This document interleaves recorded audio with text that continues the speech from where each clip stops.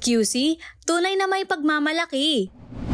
Muling nasungkit ng Quezon City ang Seal of Good Local Governance Award mula sa Department of the Interior and Local Government. Ang SGLG ang pinakamataas na parangal na ibinibigay ng DILG sa mga LGU na mahusay na nagpapatupad ng mga epektibong programa.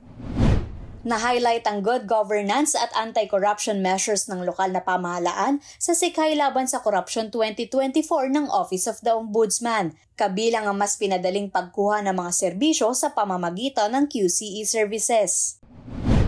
Inaasahang mas lalakas pa ang ugnayan ng pribadong sektor at ng QC-LGU kasunod ng pagpirma ng Memorandum of Understanding ng pamahalang lungsod at ng IT and Business Process Association of the Philippines.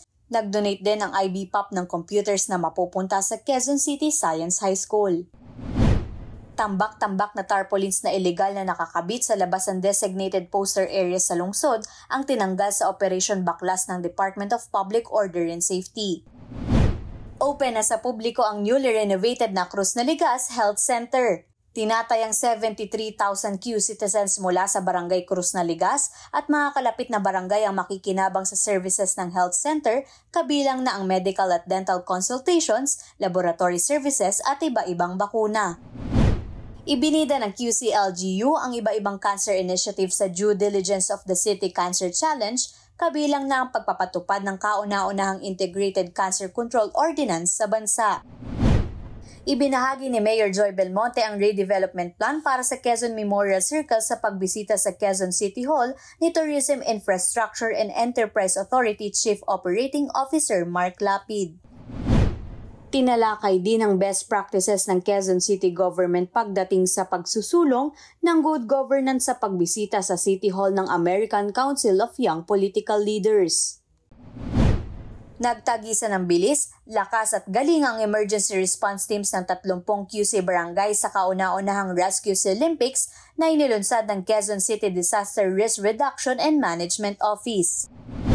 Congratulations sa 25 deaf and hard of hearing na nagtapos ng 10-day barista course na handog ng Persons with Disability Affairs Office at Quezon City Skills and Livelihood Foundation Incorporated.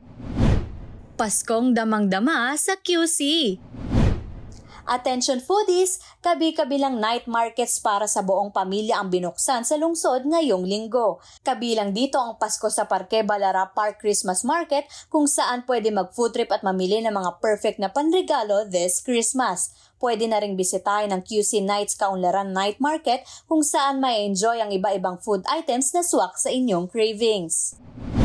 Mas merry ang Christmas ng isang maswerteng empleyado ng City Hall na nagwagi ng brand new car sa isinagawang raffle sa QC Hall Employees Christmas Party. Samot-saring minor at major prizes din ang ipinamigay gaya ng e-vehicles, motor at cash prizes. Ito ay bilang pagkilala sa kontribusyon ng libo-libong kawani ng pamahalang lungsod sa epektibong pagpapatupad ng mga programa sa lungsod. Nakisaya ang Quezon City Government Interns sa Pasko sa QCG Ameri Interns Meetup na inorganisa ng Quezon City Human Resource Management Department. Sa kasalukuyan, halos 1,500 na ang natanggap sa work immersion sa ilalim ng QC Internship Program. Binigyan ng pamaskong handog ng lokal na pamahalaan sa pangunguna ng Public Employment Service Office ang higit 300 kasambahay at kapamilya ng child laborer sa lungsod. Nag-enjoy din ang may 100 na pamilya ng child laborer sa paraffle, games at regalo sa mga bata.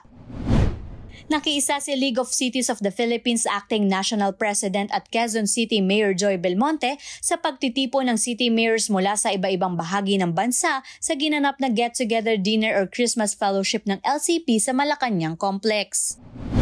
Inabutan ng incentives ng pamahalang lungsod ang kabataang Q-citizens na nagpakitang gilas at nagbigay ng karangalan sa lungsod sa iba-ibang paligsahan na ginanap ngayong taon. Kabataang QC, prioridad!